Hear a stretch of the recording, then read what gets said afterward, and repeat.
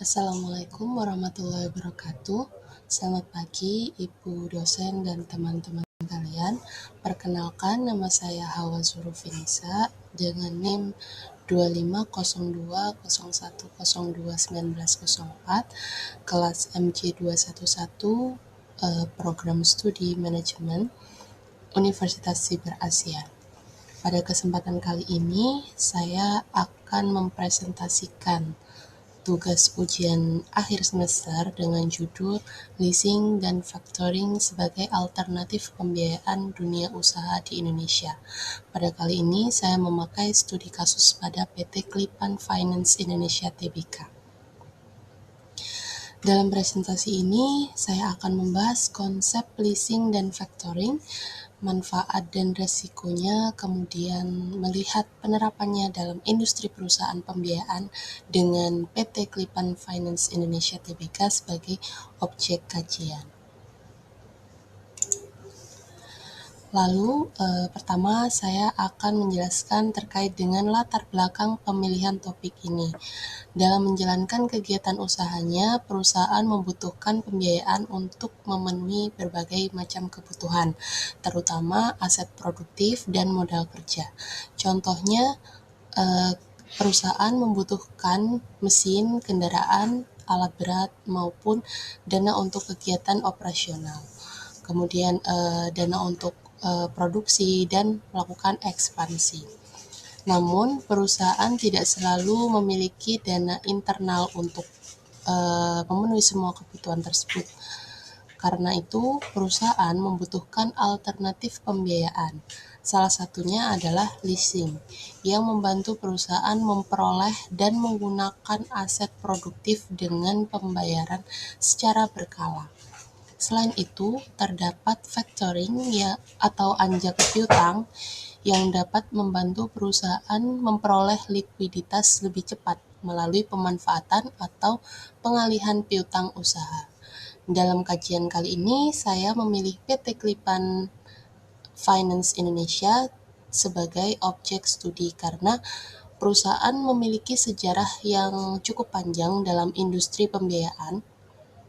Klipan ini awalnya berdiri pada tahun 1982 dengan nama PT Klipan Leasing Corporation.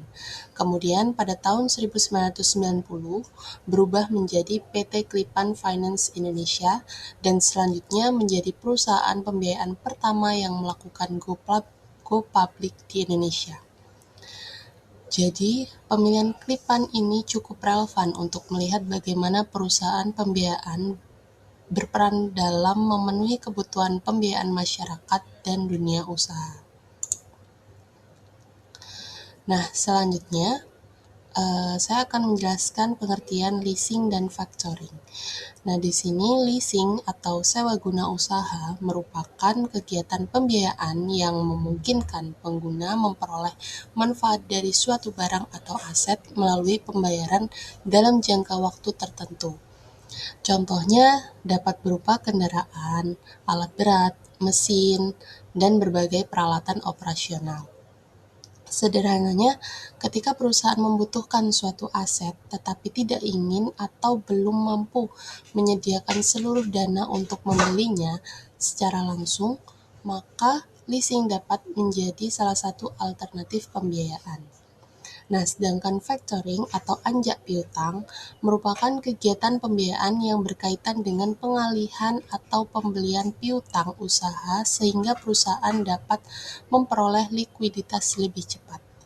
Jadi perbedaan sederhananya adalah leasing berfokus pada pembiayaan aset, sedangkan factoring berfokus pada piutang dan kebutuhan likuiditas. Nah, dengan demikian, keduanya memiliki fungsi yang berbeda tetapi sama-sama membantu perusahaan memenuhi kebutuhan keuangannya. Nah, selanjutnya terkait dengan tujuan, fungsi, dan manfaat. Pada leasing, itu bertujuan untuk memenuhi kebutuhan aset produktif, mendukung ekspansi usaha, dan mengurangi kebutuhan dana tunai di awal. Nah, manfaatnya antara lain membantu perusahaan memperoleh kendaraan atau alat berat meningkatkan kapasitas operasional dan menjaga arus kas.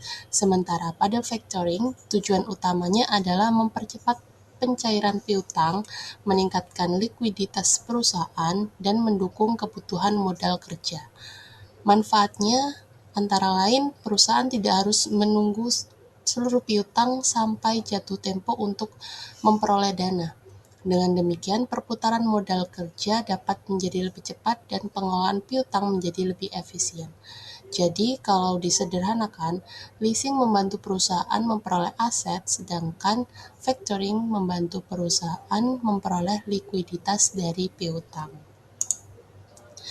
Nah, kemudian di sini ada jenis dan produk pembiayaan dari Klipan. Dalam factoring, secara umum terdapat dua jenis, yaitu with recourse dan without recourse. Pada with recourse, apabila piutang tidak tertagih, resiko tersebut masih menjadi tanggung jawab pihak yang mengalihkan piutang. Sedangkan pada without recourse, risiko piutang tidak tertagih dapat dialihkan kepada perusahaan pembiayaan sesuai dengan perjanjian yang berlaku. Sementara itu, produk Klipan saat ini antara lain meliputi mobil baru, mobil bekas, pembiayaan alat berat atau fleet, serta pembiayaan dana tunai. Nah, untuk pembiayaan alat berat dari fleet, pembiayaan dapat digunakan untuk kebutuhan barang modal seperti alat berat, pertambangan, mesin konstruksi, dan kendaraan fleet. Hal yang perlu diperhatikan adalah kita harus membedakan antara teori factoring secara umum dengan produk Klipan yang benar-benar ditawarkan saat ini. Jadi, dalam presentasi kali ini, factoring digunakan sebagai bagian dari kajian utama mengenai leasing dan factoring, sedangkan produk aktual dari Klipan dijelaskan berdasarkan layanan yang tercantum dalam perusahaan. Nah, selanjutnya di sini terdapat skema pihak yang terlibat dan mekanisme. Pada leasing terdapat 3 pihak utama, yaitu pertama lessee atau debitur, yaitu pihak yang mengajukan pembiayaan. Kedua, lessor atau perusahaan pembiayaan. Dalam kajian ini dikaitkan dengan Klipan Finance. Ketiga adalah dealer atau supplier yang menyediakan barang. Nah, kemudian mekanismenya dimulai ketika debitur mengajukan pembiayaan, kemudian perusahaan pembiayaan melakukan analisis kelayakan. Jika pembiayaan disetujui, maka dealer atau supplier akan menyerahkan barang, dan kemudian debitur menggunakan aset tersebut dan membayar angsuran sesuai perjanjian. Nah, sedangkan pada factoring, pihak yang terlibat adalah klien, factor, dan customer atau debitur piutang. Nah, mekanismenya dimulai ketika perusahaan melakukan penjualan secara kredit sehingga timbullah suatu piutang. Nah, piutang tersebut kemudian dapat dialihkan kepada factor. Factor memberikan pembiayaan, kemudian customer melakukan pembayaran atas piutang tersebut dan factor menyelesaikan transaksinya. Jadi, secara sederhana, leasing di sini berawal dari debitur, kemudian perusahaan pembiayaan, supplier, lalu dilanjutkan debitur menggunakan aset. Sedangkan factoring dari klien berhubungan dengan factor dan branding ke customer. Di sini saya akan menjelaskan sedikit tentang profil PT Klipan Finance Indonesia Tbk. Nah, di sini Klipan Finance memiliki kode saham CFIN dan didirikan pada tanggal 15 Januari 1982 dengan nama awal PT Klipan Leasing Corporation. Kemudian pada tahun 1990 perusahaan berubah menjadi PT Klipan Finance Indonesia dan melakukan go public pada tanggal 27 Agustus 1990. Nah, di sini Klipan tercatat sebagai perusahaan pembiayaan pertama yang melakukan penawaran saham perdana di Bursa Efek Jakarta yang sekarang menjadi Bursa Efek Indonesia. Perusahaan ini juga merupakan bagian dari Panin Group dengan PT Bank Panin Indonesia (TBK) atau Panin Bank sebagai induk perusahaannya. Fokus usaha Klipan mencakup pembiayaan mobil baru, mobil bekas, alat berat atau fleet, pembiayaan multiguna, investasi, modal kerja, dan sewa operasi. Nah, kemudian untuk produk dan layanan Klipan Finance, nah di sini pertama yaitu pembiayaan mobil baru yang ditujukan bagi masyarakat maupun badan usaha. Yang kedua, pembiayaan mobil bekas dengan persyaratan tertentu seperti uang muka dan jangka waktu pembiayaan. Untuk yang ketiga yaitu pembiayaan alat berat atau fleet yang ditujukan untuk kebutuhan barang modal seperti alat berat pertambangan dan mesin konstruksi. Yang keempat, pembiayaan dana tunai yang dapat digunakan untuk berbagai kebutuhan seperti renovasi rumah, pendidikan, maupun kebutuhan mendesak. Jadi dari produk tersebut dapat dilihat bahwa perusahaan pembiayaan tidak hanya berperan dalam pembiayaan kendaraan, tetapi juga dapat mendukung kebutuhan produktif dunia usaha melalui pembiayaan alat berat dan fleet. Selanjutnya yaitu fenomena yang akan saya angkat, yaitu fenomena yang menjadi perhatian adalah pertumbuhan pembiayaan yang harus diimbangi dengan kualitas kredit. Industri perusahaan pembiayaan menghadapi dua kepentingan yang harus berjalan secara seimbang. Di satu sisi, perusahaan perlu meningkatkan penyaluran pembiayaan agar dapat memenuhi kebutuhan masyarakat dan dunia usaha. Namun di sisi lain, semakin besar pembiayaan yang diberikan, maka akan semakin besar pula kebutuhan untuk memastikan bahwa kualitas pembiayaan tetap terjaga. Kemudian perusahaan juga harus memastikan bahwa debitur memiliki kemampuan untuk membayar. Agunan memiliki nilai yang memadai, risiko kredit dapat dikendalikan, dan proses penagihan berjalan secara efektif. Dalam kaitannya dengan Klipan, data historis perusahaan menunjukkan bahwa kualitas pembiayaan menjadi salah satu aspek penting dalam pengelolaan perusahaan. Dalam salah satu laporan RUPS yang dipublikasikan perusahaan, Klipan pernah mencatat penurunan NPF dari 1,28% menjadi 1,07%. Nah, artinya pertumbuhan pembiayaan tidak cukup hanya dilihat dari jumlah pembiayaan yang disalurkan, tetapi juga harus dilihat dari kualitas dan resiko pembiayaannya. Selanjutnya, terkait dengan analisis manfaat. Bagi masyarakat, pembiayaan kendaraan dapat mempermudah kepemilikan kendaraan, mendukung mobilitas, dan memenuhi kebutuhan produktif maupun konsumtif. Bagi dunia usaha, pembiayaan alat berat dan fleet memungkinkan perusahaan memperoleh aset produktif, meningkatkan kapasitas usaha, dan mendukung ekspansi. Kemudian, bagi perekonomian, pembiayaan dapat mendorong investasi dan konsumsi. Kemudian investasi dan konsumsi akan mendorong aktivitas usaha, meningkatkan produksi, dan pada akhirnya dapat mendukung penciptaan lapangan kerja serta pertumbuhan ekonomi. Jadi, manfaat perusahaan pembiayaan tidak hanya dirasakan oleh debitur saja, tetapi juga dapat memberikan dampak yang lebih luas terhadap aktivitas perekonomian. Di sini selanjutnya terkait dengan analisis risiko dan permasalahannya.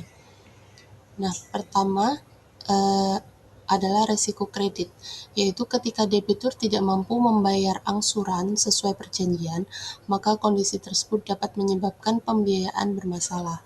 Nah, lalu yang kedua yaitu risiko penurunan nilai aset. Kendaraan maupun alat berat dapat mengalami depresiasi apabila terjadi gagal bayar, dan nilai aset yang ditarik kembali lebih rendah dibandingkan sisa kewajiban, perusahaan dapat mengalami kerugian. Kemudian yang ketiga adalah resiko ekonomi. Perubahan inflasi, suku bunga, harga kendaraan, harga komoditas, dan daya beli masyarakat dapat mempengaruhi permintaan pembiayaan maupun kemampuan debitur dalam membayar. Lalu keempat adalah resiko perlindungan konsumen. Perusahaan perlu memastikan bahwa informasi biaya disampaikan secara transparan, kontrak mudah dipahami, proses penagihan sesuai ketentuan dan pengaduan. Lalu pengaduan konsumen ini dapat ditangani dengan baik. Jadi, tantangan utama bagi perusahaan pembiayaan adalah bagaimana tetap meningkatkan penyaluran pembiayaan tanpa mengabaikan kualitas dan perlindungan konsumen. Kemudian, saya akan menjelaskan terkait dengan peran OJK. Pertama, OJK berperan dalam regulasi, yaitu menetapkan ketentuan bagi perusahaan pembiayaan. Kedua, OJK melakukan pengawasan untuk memastikan perusahaan menjalankan kegiatan sesuai ketentuan. Kemudian ketiga, OJK mendorong penerapan manajemen risiko dan prinsip kehati-hatian. Kemudian keempat, OJK berperan dalam perlindungan konsumen sehingga konsumen mendapatkan informasi dan perlakuan yang sesuai. Dan yang kelima adalah menjaga stabilitas industri agar perusahaan pembiayaan tetap sehat dan mampu mendukung perekonomian. Dengan demikian, keberadaan OJK menjadi penting untuk menciptakan keseimbangan antara pertumbuhan industri pembiayaan, kesehatan perusahaan, dan perlindungan konsumen. Nah, kemudian di sini ada solusi dan rekomendasi. Yang pertama, memperkuat kredit scoring dengan memanfaatkan data historis pembayaran penghasilan, kondisi usaha dan SLIK, serta kemampuan membayar calon debitur. Kedua, melakukan digitalisasi dalam seluruh proses pembiayaan, mulai dari pengajuan, verifikasi, analisis persetujuan, monitoring, hingga penagihan. Ketiga, menerapkan early warning system untuk mendeteksi sejak dini debitur yang mulai mengalami keterlambatan pembayaran atau penurunan kemampuan membayar. Keempat, memperkuat perlindungan konsumen dengan memberikan informasi yang transparan mengenai pokok pembiayaan, bunga atau biaya tenor, angsuran denda, serta konsekuensi keterlambatan. Untuk yang kelima, melakukan diversifikasi portofolio sehingga perusahaan tidak hanya bergantung pada pembiayaan kendaraan, tetapi juga memperkuat pembiayaan produktif seperti alat berat, fleet investasi, dan modal kerja. Dengan kombinasi tersebut, perusahaan dapat mengejar pertumbuhan pembiayaan sekaligus menjaga kualitas aset dan kepercayaan konsumen. Nah, di sini sebagai kesimpulan, leasing dan factoring merupakan alternatif pembiayaan yang dapat membantu memenuhi kebutuhan masyarakat dan dunia usaha. Dalam kajian ini, PT Klipan Finance Indonesia Tbk menunjukkan bagaimana perusahaan pembiayaan dapat mendukung akses pembiayaan melalui berbagai produk, khususnya pembiayaan kendaraan, alat berat atau fleet, dan dana tunai. Nah, kemudian peran tersebut memberikan dampak berupa peningkatan akses pembiayaan, produktivitas, dan pada akhirnya dapat mendukung aktivitas ekonomi. Namun terdapat beberapa risiko seperti risiko kredit, penurunan nilai aset, perubahan kondisi ekonomi, dan perlindungan konsumen. Karena itu, efektivitas perusahaan perlu diperkuat melalui digitalisasi, credit scoring, early warning system, diversifikasi portofolio, manajemen risiko, serta perlindungan konsumen. Jadi, intinya, Klipan Finance dapat berperan sebagai alternatif pembiayaan yang mendukung kebutuhan masyarakat dan dunia usaha. Tetapi keberlanjutan peran tersebut harus diimbangi dengan pengelolaan risiko yang kuat, pemanfaatan teknologi, dan perlindungan konsumen. Dengan demikian, hubungan akhirnya dapat kita lihat sebagai akses pembiayaan, kemudian menghasilkan suatu produktivitas, dan dari produktivitas menghasilkan aktivitas ekonomi. Mungkin sekian presentasi dari saya. Berikut saya lampirkan daftar pustaka yang mendukung saya dalam menyusun kajian kali ini. Kurang lebihnya mohon maaf. Saya ucapkan terima kasih atas perhatiannya. Wassalamualaikum warahmatullahi wabarakatuh.